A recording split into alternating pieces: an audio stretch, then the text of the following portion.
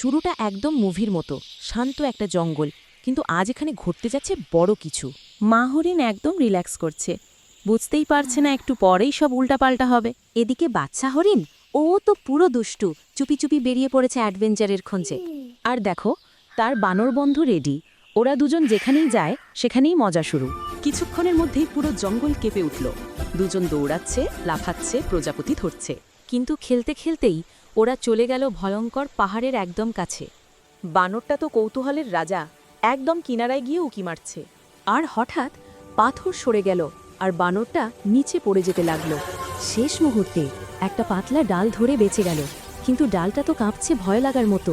বাচ্চা হরিণ পুরো প্যানিক, দৌড়াচ্ছে, চিৎকার করছে, একটা মুহূর্তও সময় নষ্ট নয়। ঠিক তখনই সামনে এক সাপ। কিন্তু ভয় না পেয়ে হরিণটা সরাসরি বলল, বন্ধুকে বাঁচাও। সাপটা হিরোর মতো লম্বা হয়ে দড়িতে পরিণত হলো, একদম আনএক্সপেক্টেড টুইস্ট। হরিণ জোরে টানছে, বানর উঠে বাঁচতে চাইছে, আর ডালটা ছিঁড়ে যেতে চলছে। মুহূর্তটাই দারুণ টেনশন। ফাইনালি বানরটা উপরে উঠল। ওর মুখ দেখে বোঝাই যায় আজ খুব অল্পের জন্য বেঁচে গেছে। তিনজন মিলে হাই ফাইভ। আসল বন্ধুত্ব এমনই, বিপদে পাশে থাকা। দিনটা শেষ হলো, কিন্তু গল্পটা, এটা ওদের জীবনের সেরা স্মৃতি হয়ে রইল। আরও মজার গল্প দেখতে চাও? এখনই সাবস্ক্রাইব করো।